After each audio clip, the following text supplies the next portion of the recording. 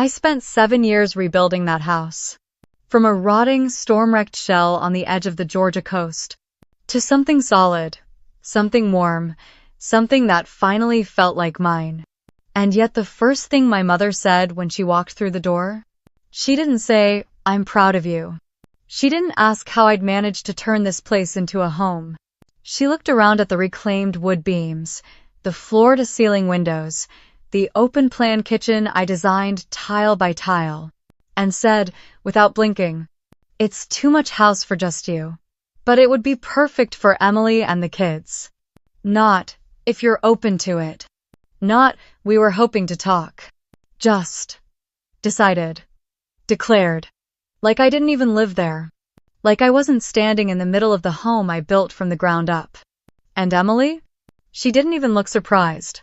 She slipped off her shoes, parked herself on the sunroom sofa like she already lived there, and asked which school district the house was in. She even joked about how convenient it would be for school drop-offs. I stood there holding 3 cups of tea for her, one for my mother, and one for myself. And for a second, my hands started to shake. Not from nerves. From restraint. Because in that moment, I realized this wasn't a visit. It was a transfer.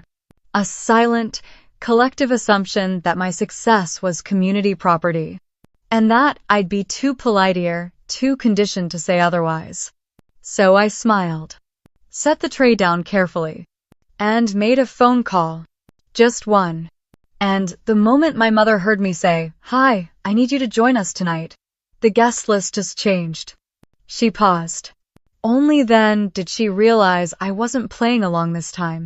Have you ever had your success treated like someone else's entitlement? Drop your story in the comments. I read every one of them. I was the quiet one. The dependable one. The daughter who never needed much, never caused trouble, never expected to be chosen first. That role wasn't assigned, it was inherited.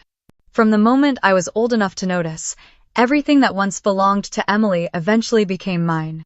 Her clothes. Her books. Even her birthday decorations. On my 8th birthday, I remember balloons already half deflated from her party the weekend before. Mom changed the banner from Happy 10th, Emily, to just Happy Birthday. She called it being practical. Said I should feel lucky we didn't waste good frosting. Even back then, I understood the code. Gratitude was the currency that bought you less resentment. So I smiled, ate the cake with someone else's name scraped off it, and said thank you. That's what life was like growing up in our house. Emily had the spotlight. I held the flashlight. When she failed algebra, she got a tutor. When I aced honors English, I got a nod at dinner and a reminder to keep the noise down while she studied. It wasn't that they hated me. They just didn't see me. I was a background character in their version of a family story. Present, but rarely necessary. Useful, but not valuable. In high school, when I got accepted into a competitive summer program for future leaders, I was stunned. Even the guidance counselor called it a huge opportunity, especially for girls like you. I didn't even know what he meant. I just wanted to go. But when he called home for parental consent, my mother interrupted him mid-sentence. "She won't be going," she said. "We need her home this summer. Emily's got things going on." That was that. No conversation. No apology. Just a door closed before I even knew it was open. I didn't push back.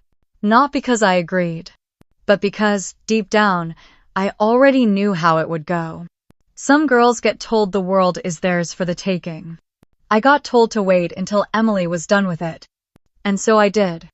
I waited. I worked. I built quietly life, career, boundaries. I learned how to create something out of nothing, because no one ever handed me something that was mine alone. That beach house? It wasn't a trophy. It wasn't revenge. It was the first space in my life that hadn't already belonged to someone else. And that's what made it sacred. So when they walked in and acted like it was up for grabs, like I was just the caretaker, holding it until Emily got back on her feet, it wasn't just an insult. It was a rewrite. A full erasure of every late night I spent working 2 jobs. Every birthday I spent alone. Every sacrifice they never saw, never asked about, and certainly never thanked me for. This wasn't about square footage. It was about who gets to own a story, and who's expected to give it away. And this time, I wasn't giving it away. It didn't take long to realize this wasn't a casual visit. They hadn't come to see me. Not really. Not to reconnect. Not to celebrate the home I'd built. Not to ask how I was, or what I'd been up to these past 5 years. No, this had been planned. It started with little things. My mother brought 3 suitcases, but said they were just for a long weekend. Emily kept referring to the guest bedroom as my room. Not the guest room. Not where I'm staying. Just my room. Like she'd already moved in. Then came the grocery bags. 3 of them. Full. Milk, eggs, cereal enough for more than just a few days. I figured we'd stock the fridge, Emily said casually, sliding in beside me at the kitchen island. She smiled, like this was normal. Like this was their house too. I smiled back, tightly. But something in my chest started to harden. Still, I said nothing. I watched as my mother wandered down the hallway with a tape measure. Not metaphorical, an actual tape measure. She stretched it across the width of the guest room, nodding slightly to herself. You know, she murmured, you could fit bunk beds in here, easily. Then louder. Wouldn't that be fun for the kids, Emily? Emily popped her head in from the kitchen. Oh yeah, she said. Totally. I stood by the sink, sponge in hand, heart pounding not with fear, but with clarity. This wasn't a visit. It was a reconnaissance mission. And I had no idea how far it would go. Later that evening, after dinner, I overheard them whispering on the back deck. Emily's voice, sharp and urgent. She doesn't need all this space. She doesn't even have a family. My mother responded softly, but firmly. She'll understand. She always does. Bull. That was the final thread. The last illusion snapping in half. They hadn't come to celebrate me. They came because they assumed I'd fold just like always. Because to them, I wasn't someone who earned her own life. I was a resource. A backup plan. An emergency exit when their world collapsed again. And collapse it had. I found out the next morning. By accident. I was clearing coffee mugs when Emily's phone lit up on the counter. A notification popped up. Final notice. Foreclosure complete. I didn't even mean to look. But there it was. And suddenly, everything made sense. The suitcases. The groceries. The sudden interest in my guest wing. Even the measured smiles, they weren't warmth. They were calculation. I set the mug down a little too hard. The clink of ceramic on granite echoed louder than I expected. Emily looked up from her phone, eyes meeting mine for just a second. Then she looked away. I didn't say anything. Not yet. But inside, the silence I'd always used to survive was shifting, turning into something sharper. Something heavier. Something that would not be used against me again. I had always believed that staying quiet kept the peace. That if I didn't push back, if I kept my tone soft and my expectations low, things would eventually balance out. I believed that silence was maturity. That swallowing discomfort was strength. But that night, I realized something else. Silence is a strategy. And like all strategies, it stops working the moment people learn how to use it against you. I stood in the kitchen, watching the glow of the sunset spill across the marble countertops. Emily was out on the deck, scrolling her phone, legs tucked beneath her like she owned the place. My mother was in the guest wing, humming faintly as she unpacked. And I was still. Not angry. Not panicked. Just done. It wasn't one moment. It was 1,000 quiet ones stacked on top of each other. This was just the final one. I reached for my phone and unlocked it. There was only one person I needed to call. A friend. A lawyer. Someone who had always said, "Let me know when you're ready to stop playing nice." I pressed the name and held the phone to my ear. The ringtone hummed once. Then twice. They answered with a warm, clipped, "Claire?" I didn't raise my voice. I didn't pace. I just stared out at the ocean and said, calmly, "Hey, I'm going to need you to come by the house tonight." Pause. The guest list has changed. There was no confusion on the other end. Just silence. Then, understood. I'll be there in 2 hours. I hung up and set the phone down gently. When I turned, Emily was standing in the doorway. "Who was that?" she asked. "Casual. Too casual." I wiped my hands with a dish towel. "No one you need to worry about." She raised an eyebrow. "You okay?" I smiled. Not bitter, not sarcastic, just solid. "Never been better." She tilted her head like she wanted to say something, more maybe dig, maybe defend. But she didn't. I walked past her, grabbed a shawl from the armchair, and stepped out onto the deck. The air was crisp now. The breeze off the water carried the kind of clarity that makes everything sharper. I sat down on the outdoor sofa and crossed one leg over the other. Emily hovered at the door a moment longer before finally stepping outside. She looked uncomfortable. Not afraid, just uncertain. Like the rules of the game had changed and no one had told her.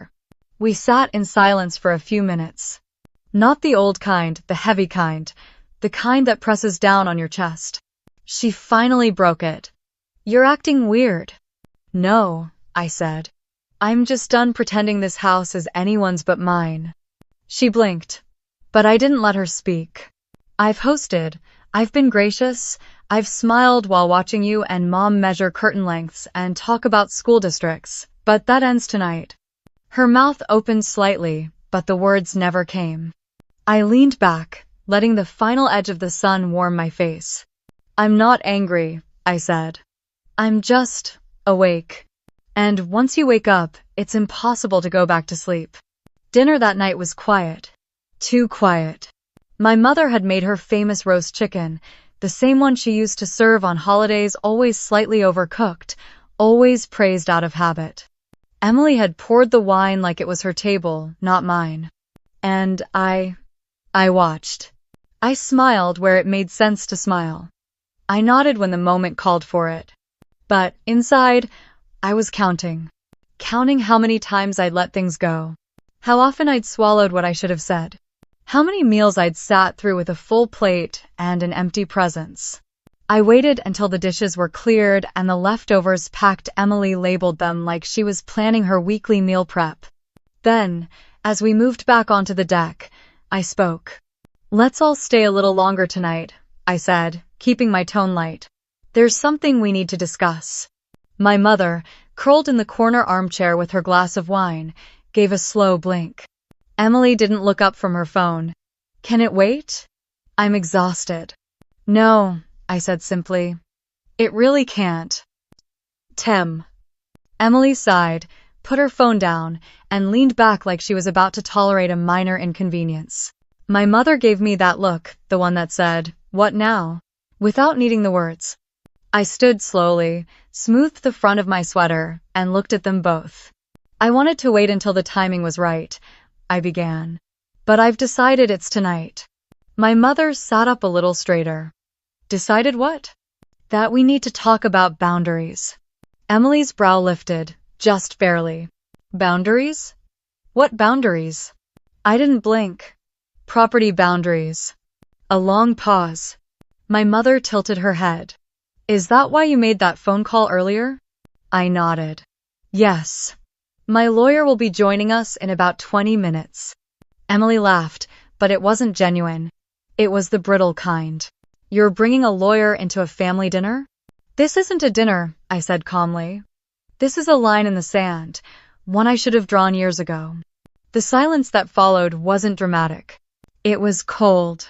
A low, slow chill that settled between us.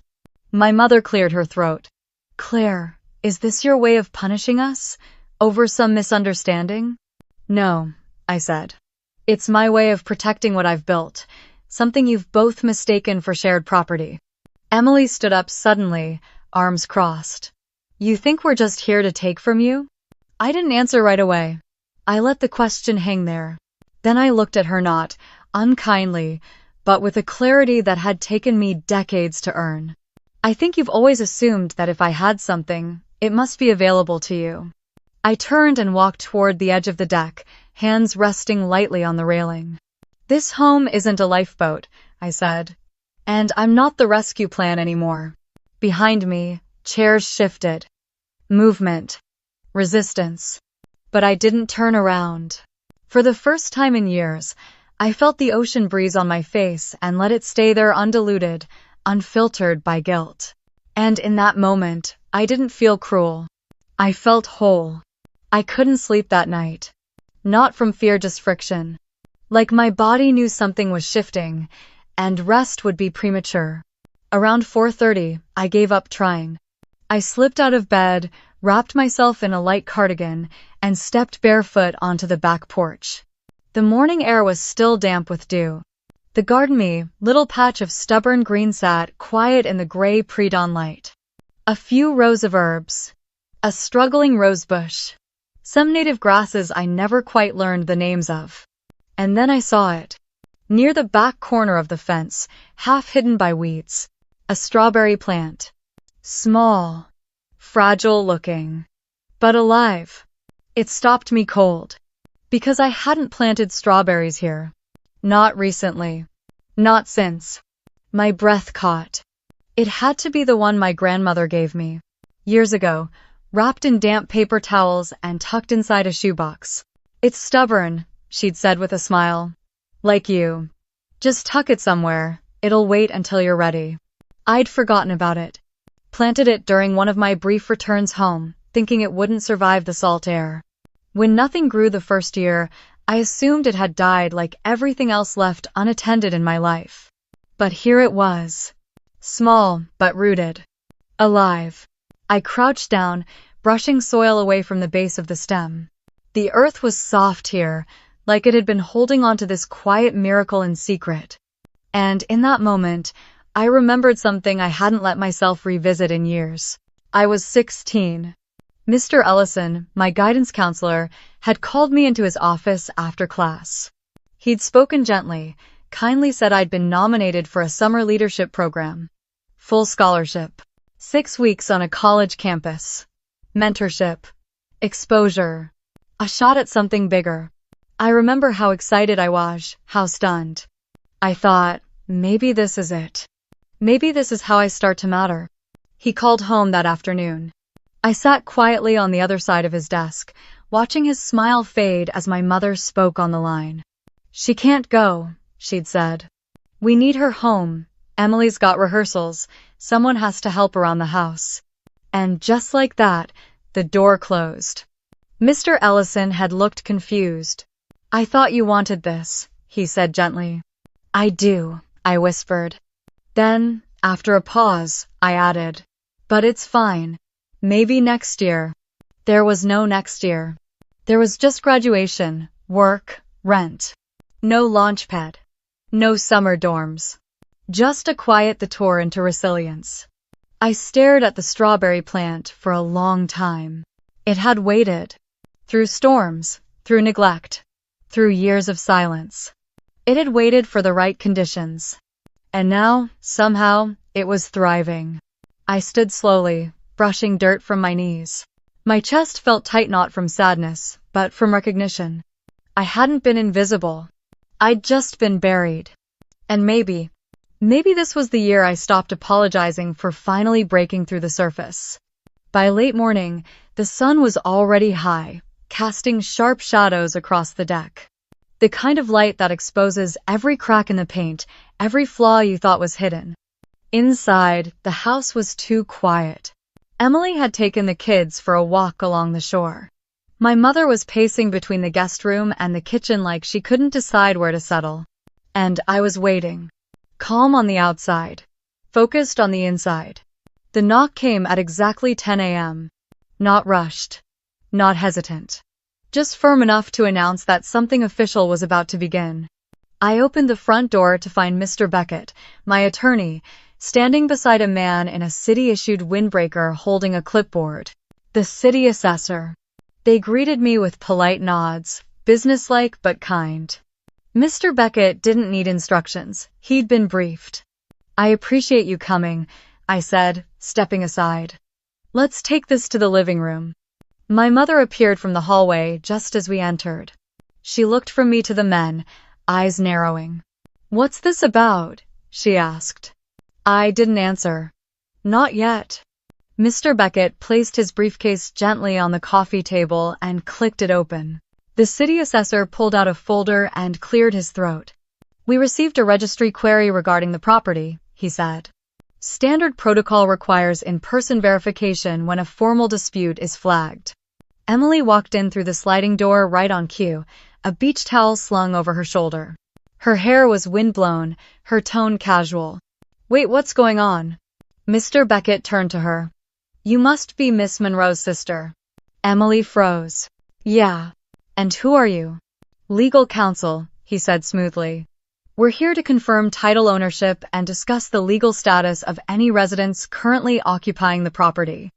Emily's eyes snapped to me. You called a lawyer? My voice stayed steady. Yes, because lines have been crossed. The city assessor laid out the documents: title deed, tax records, transfer filings. All under my name. Sole ownership. No co-signers, no joint inheritance. He turned to my mother. Ma'am, are you listed on any property agreements related to this address? She opened her mouth. Closed it again. No, but... He didn't let her finish. Then, for the record, you're considered temporary guests unless stated otherwise by the legal owner. Emily scoffed.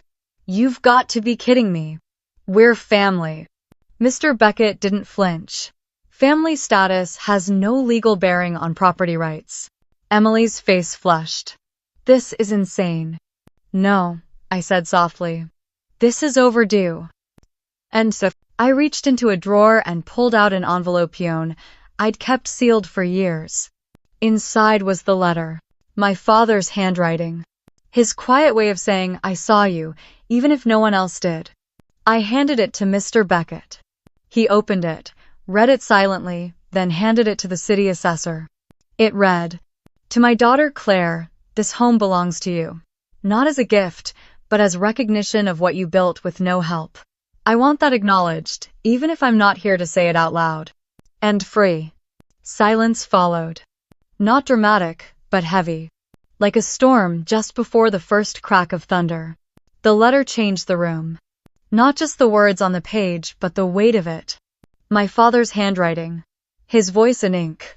And the one line that cut through the years like a blade. Not as a gift, but as recognition of what you built with no help. Emily didn't say anything at first. She just stared at the floor like she'd been caught cheating on a test she swore she never studied for.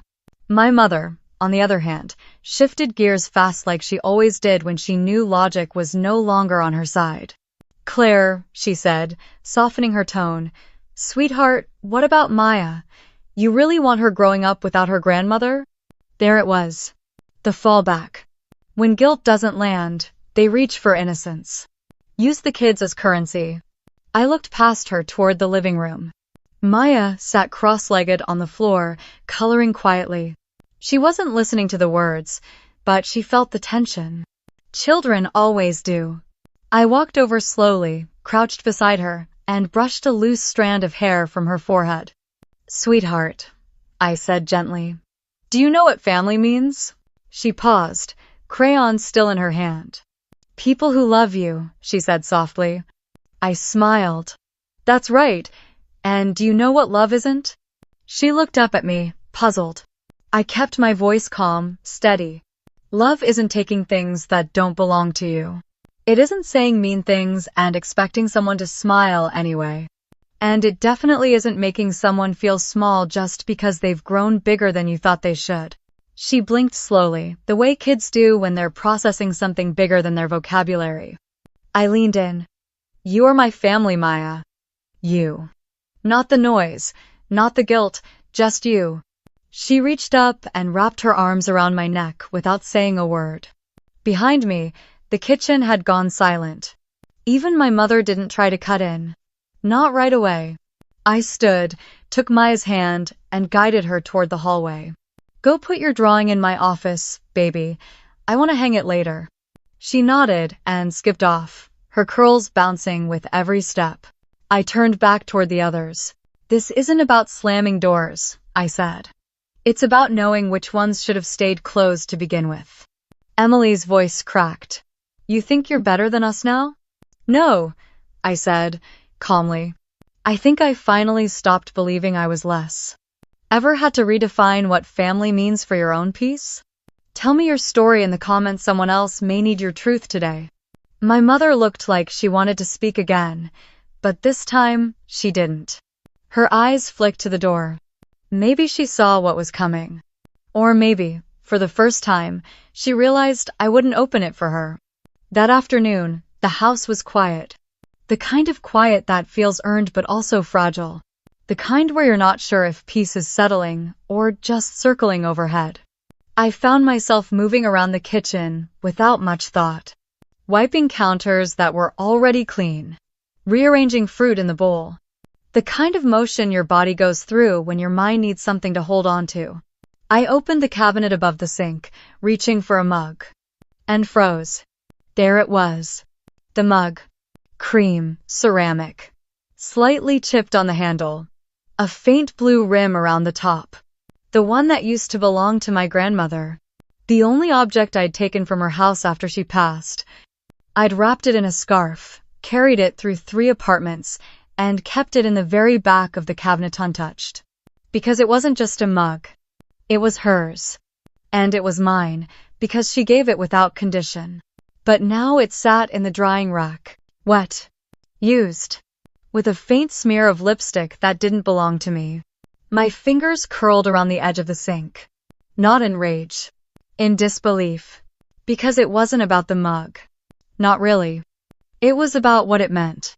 What it had always meant. This house was supposed to be a sanctuary.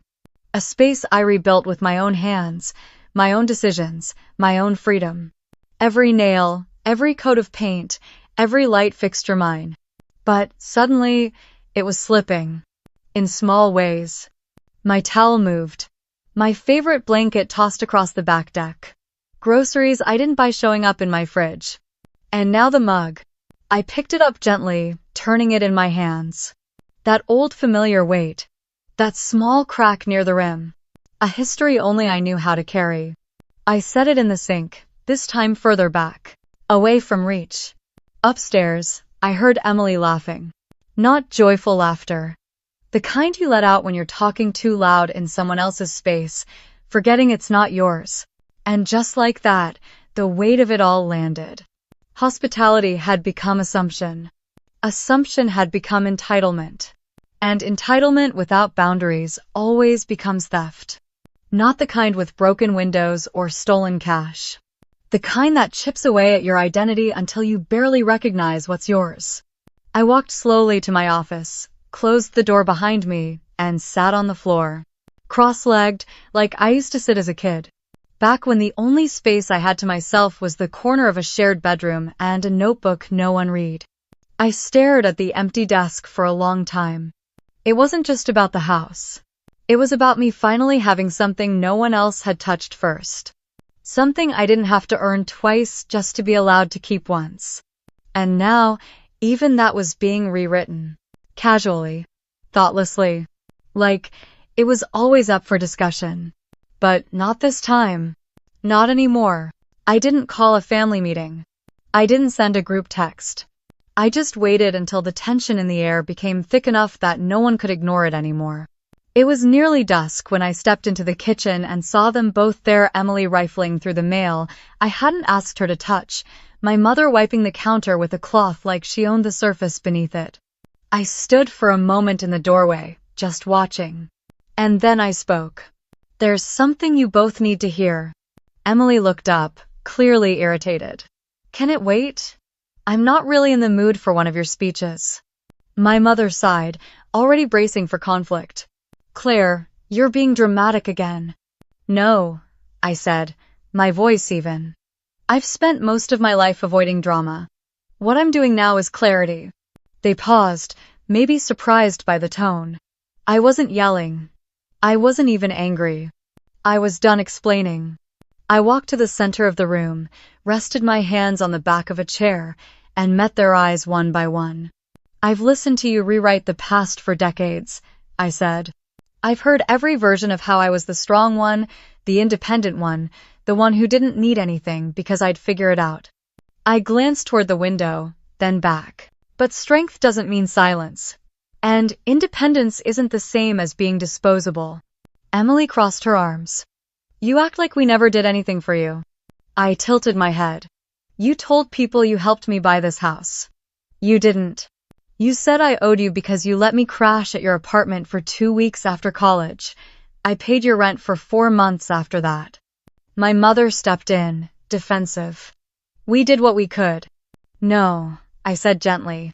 "You did what was convenient. There's a difference." I could feel the heat rise in the room, not from me, but from them. Not because I was being cruel, but because I wasn't retreating. Because I'd stopped flinching. "I don't owe you this house. I don't owe you this space.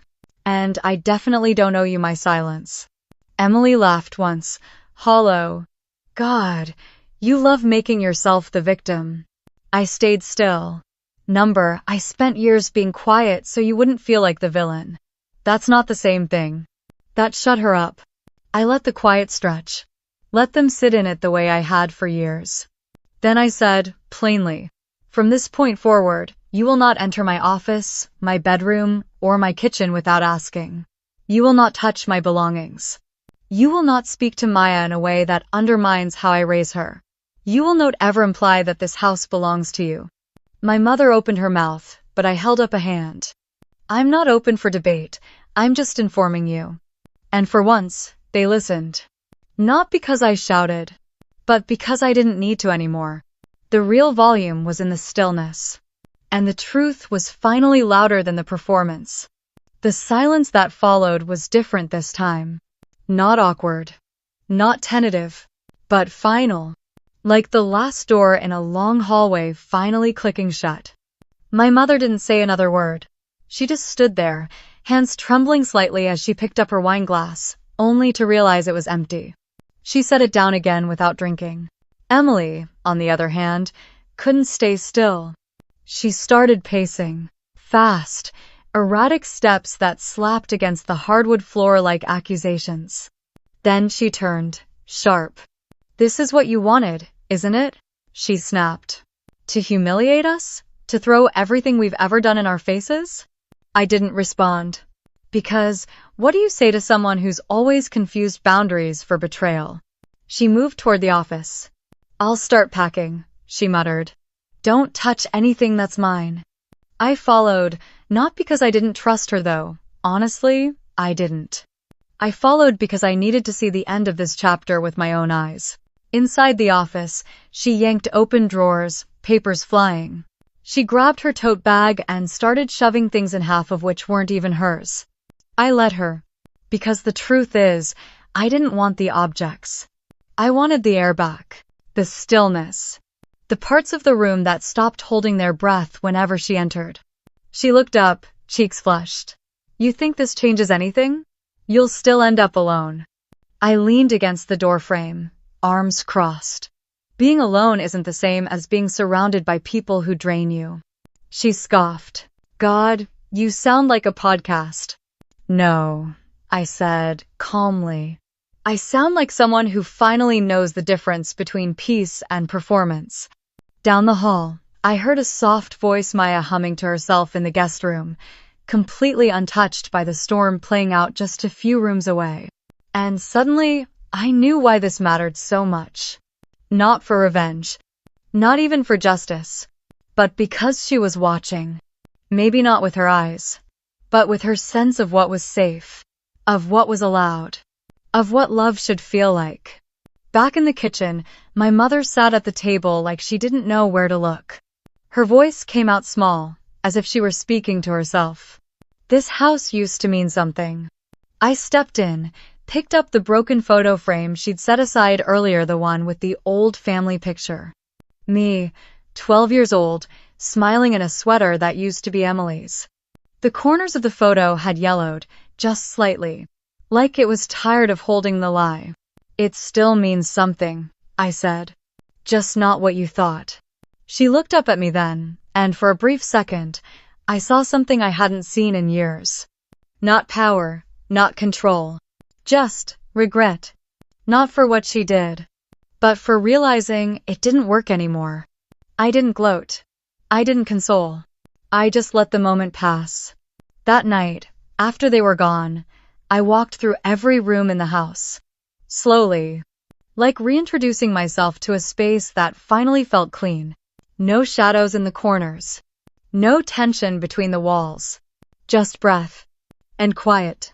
But not the kind of quiet I used to hide in. This time, it felt like freedom. The next morning, the house was still. Not silent in the tense way it had been, but open, light, like it had exhaled something heavy during the night. I woke to the sound of seagulls and waves tapping the shore in rhythm. No doors slamming, no sharp voices, no pacing footsteps. Just breath. And Maya. She padded into the kitchen, curls still tangled from sleep, rubbing her eyes with the back of her hand. "Hey, Mama," she whispered, curling up beside me on the porch swing like she always did when something felt different. "Hey, baby." We didn't speak for a while. We didn't need to. She rested her head against my side, and I wrapped an arm around her. That was all the reassurance either of us needed. After breakfast, she wandered into my office while I washed dishes. A few minutes passed before I joined her. And when I did, I stopped in the doorway. There, on the desk, was a piece of purple construction paper, her favorite color. Drawn in crayon was a picture of our house, yellow walls, blue roof, and little hearts floating in every window. Beneath it, in wobbly letters, "Thank you for the house. It feels like you." Taped beside it was something else. The brass key. My grandmother's key. The one my father had given me without explanation all those years ago. The one I'd kept framed, protected, untouched. But now it had been removed. Set free. I walked over slowly, hand hovering above it like it was sacred. That key used to mean escape. A way out. Proof that something might someday belong to me. But standing there, looking at it next to Maya's drawing, I realized it didn't mean freedom anymore. It meant choice. It meant I get to decide who walks through my doors. Who stays. Who gets access to the peace I've built. Not because I owe them, but because I choose to share it with the right people. People who don't confuse love with possession. People who understand that safety isn't something you take, it's something you protect. I placed my hand over the drawing, just for a moment, feeling the texture of the crayon lines beneath my palm. Then I whispered, "You gave me more than a house, Daddy." All, and I meant it. Later that afternoon, my neighbor Mr. Ingram knocked on the door with 2 cups of coffee. "I heard your guest left early," he said, smiling gently. "Didn't seem like their kind of place anyway." I laughed, really laughed. The kind that comes from knowing you're no longer holding your breath. He handed me the cup. "Vanilla," he said. "Too sweet, I know." I took a sip and didn't flinch. We stood on the porch for a moment longer before he said, "Looks like they finally met a wall they couldn't talk down." I smiled. They met a woman who finally remembered how to lock her door. He nodded. Even better. When he left, I walked slowly through the house again. Maya humming softly in the background, the sun warming the hardwood under my feet. I didn't need to hang the drawing. It was already burned into my memory. And for the first time in a long time, I wasn't just surviving. I was home. Have you ever had to walk away from the people who called it love but treated it like ownership? Share your story in the comments. I read every one. And remember, silence isn't peace if it costs your dignity.